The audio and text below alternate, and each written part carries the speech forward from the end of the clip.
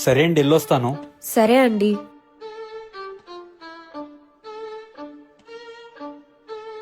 ఎవడాడు మీ ఇంటికి ఎందుకు వచ్చాడు? పెళ్లి చూపులకు వచ్చాడులే. అదేంటి, నువ్వు నన్ను లవ్ చేస్తున్నావు కదా? అవును, కానీ మా ఇంట్లో వాళ్ళు నీకు ఆస్తి లేదని వద్దన్నారుగా.